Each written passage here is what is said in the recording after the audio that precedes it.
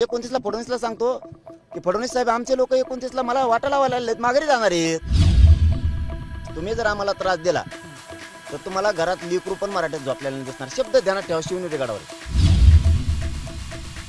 विनाकारण मराठीची लाट अंगावर घेऊ नका. छत्रपती शिवरायांच्या इतिहासावर चालत असतील, त्या विचारावर चालत असतील. आम्ही सुद्धा तीच माती कांपाळाला लावून चाललोय. आता आमची अडवणूक पण होणार नाही जर ते नसतील तर, आणि मागण्यालाही मान्यता देतील. आणि ते असतील तर हिंदू विरोधी कोण हे उद्यापासून सिद्ध होईल. तुम्ही म्हटलात की कपाळातल्या माती लावून एक दिवसाची परवानगी आहे असं सांगण्यात आलंय आणि 5000 लोकांची परवानगी असं सांगण्यात आले आणि पाटील यांनी कायद्याची अंमलबजावणी करावी अशी एक जी आहे ती मागणी होते किंवा बोललं जातं. करतोयच ना, कायद्याचीच सगळं पालन करतोय. ते सांगतायत तेच करतो. पण एक दिवसाचं हा कुठला कायदा आहे? ही कोणचा कायदा आहे? एकच दिवस. आम्ही कायद्याचे नियम बाकीच्या अटी शर्ती सांगा त्या सगळ्या पाळू, हरकत नाही. पण एक दिवस काय मान्य आहे आम्हाला. एक दिवस चला, दिला शब्द या शिवनेरी गडावरून, मग एका दिवसात अंमलबजावणी पण करा सगळ्या मागण्याची. एका दिवसात बसवणार आणि असं होणार नाही. असं होत नसतं. विनाकारण मराठ्यांची लाट अंगावर घेऊ नका. सरकारच्या हातात हे परवानगी द्यायचं हे सिद्ध झालं. हो, सिद्ध झालंय. एक दिवसात दिली. अगोदर ते माननीय न्यायाधिवते ढकलत होते. ज्या दिवशी त्यांनी एक दिवसाची परवानगी दिली त्या दिवशी मराठ्यात आणखी नाराजी लाट गेली. यांनी जाणून बुजून कोर्टात त्यांचे सरकारी वकील महाधिवक्ता उभा केले आणि एका दिवसात कायदा ऍक्टिव्ह केला 2025चा काहीतरी. ते कोणालाच माहीत नाही. आणि आम्ही सगळे अर्ज रितसर निवेदनं सादर केले सरकारकडं. ते आम्हाला माहीतच नाही. कोणालाच माहीत नाही. अर्ध्या सरकारमधल्याला माहीत नाही. फोन लावले ते तिथले शिपी असतील तेच परेशान झाले. ते म्हणले आता थांबा थोडं, आम्हालाच माहीत नाही. असे कित्येक तरी आहेत ते त्यांनाच माहीत नव्हतं तो कायदा काय. कोणी वाचला नाही, कोणी तज्ज्ञ नाही. आणि आमच्या सगळ्या स्वैराच्याला हरकती घेतल्या. त्या कायद्याला हरकती घेतल्या की नाही काय माहीत, का त्यांच्याच कार्यकर्त्याच्या घेतल्यात.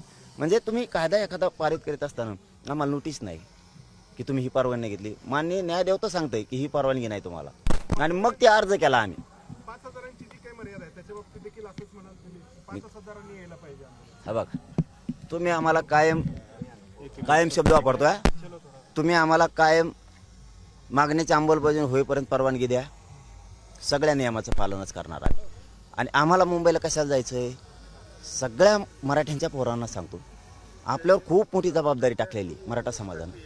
आरक्षण मिळवायचं. 5000 काय बसले आणि 50 लाख काय बसले. आपल्याला न्याय द्यायचा आपल्या समाजाला. त्या समाजाने आपले घरापासून त्यांनी आपली आशीर्वाद देऊन आपल्याला वाटं लावले. आपल्या पाठीशी त्या गावात सुद्धा उभा आहेत. इकडे जर धक्का बी लागला एखाद्या पोराला तर पुऱ्या राज्यासाठी मग आपली पण जबाबदारी काय. आज 5000 बसले, उद्या 5000 बसतील. एका दिवशी काय करायचं सगळ्या जाऊन? तिथून अलीकडचं ग्राउंड आहे त्याच्यावर काही बसतील. पण तुम्ही काय पायथा तर धरा. मराठ्यांनो संयम धरा यार. संयम धरायचा, शांत राहायचं. डोकं चालून 2 वर्षात नाही मिळणार आरक्षण दिलंय. थोडं डोकं चालवायचं. तुम्ही जर आडमुठी भूमिका घेता तर तुमच्यामुळं समाजाचं वाटलं होऊ नये. परत समाज म्हणून काय आडमुठेपणा केलाय त्याच्यामुळं ना आपण बरोबर साधू. तुम्ही फक्त शांत राहा. हा काय तुम्हीच आझाद मैदानाला गेले तरच आरक्षण मिळणार आहे, आणि नाही गेलेत मिळणार नाही असं थोडं. जिथून असेल तिथून तुम्ही मुंबईतच आहेत ना, यायला किती वेळ लागेल तुम्हाला? आणि मागची टीम यायला सज्जच आहे ना. नुसतं एखाद्या पोराला हाणू द्या तर त्यांनी परवानगी तर नाकरू द्या. परवानग्या नाकारल्या, नाही बसू दिलं, पाठीमागचा समाज यायला तयार आहे. मागणी केली आहे का? मुंबई जाम करा तुम्ही, काय मागणी केली आहे का तुम्ही? आमचे न्यायालयात बांधव जातील ना, गेले असतील. आपण न्यायालयात नाहीच हे विषय.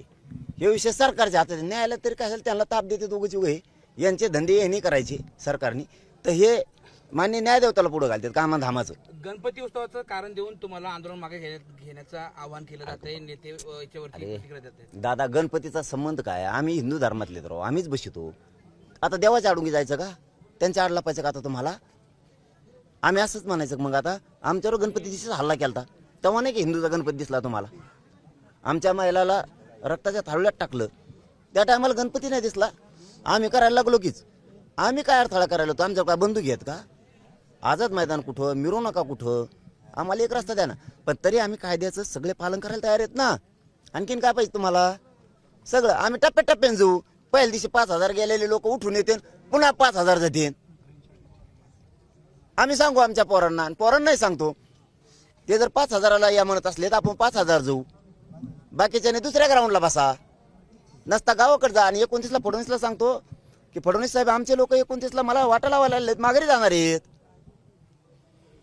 तुम्ही कमी टेन्शन घेता. तुम्ही काही दिवसापूर्वी मुंबई जाम करा असं म्हणत होता सरकार वटणीवरती. मात्र आता त्रास दिला 5,000 लोकांना त्रास दिला तर जर बोललेलो मी प्रत्येक वेळेस, तुम्ही जर आम्हाला त्रास दिला तर तुम्हाला घरात लेकरू पण मराठ्यात झोपलेला नाही दिसणार. शब्द ध्यानात ठेवा, शिवनेरी गडावर आहे.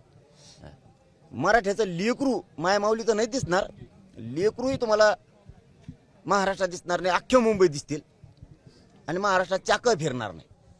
ते बोलत नाहीत म्हणून तर लोकांना सत्तेवर तुम्हाला बसलंय ना. तुम्ही त्यांचा तांगा दामटीदा.